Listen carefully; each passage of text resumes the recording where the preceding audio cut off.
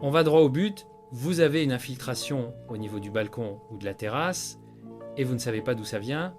Avant de tout casser, je vais vous montrer comment on peut trouver l'origine sans démolir. La première chose à savoir, c'est qu'une infiltration ne vient pas toujours du sol. Parfois c'est le mur, la jonction entre la terrasse et la porte-fenêtre, ou même les relevés d'étanchéité. Et souvent l'eau se faufile à plusieurs mètres du point d'entrée avant de ressortir ailleurs. Avec les bons appareils, on peut le vérifier rapidement.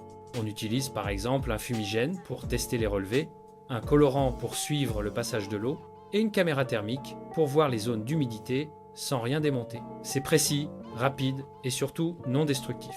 Maintenant, parlons des erreurs à éviter. Première erreur, refaire les joints sans savoir d'où vient le problème. On pense régler l'infiltration, mais l'eau continue de passer dessous.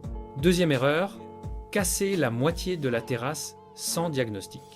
Résultat, on paie deux fois, la démolition puis la vraie réparation. Troisième erreur, accuser le voisin ou la copropriété sans preuve. Il faut d'abord localiser la fuite avec certitude, ensuite seulement parler de travaux. Une infiltration sur balcon ou terrasse, c'est pas toujours là où on croit. Le secret, c'est de chercher avant de réparer, pas l'inverse. Si vous avez ce souci ou si vous voulez comprendre comment ça fonctionne, abonnez-vous à la chaîne. Je vous montre régulièrement ce qu'on peut faire pour éviter les dégâts, les fuites invisibles et les mauvaises surprises. Et si vous avez besoin d'un vrai diagnostic, n'hésitez pas à me contacter,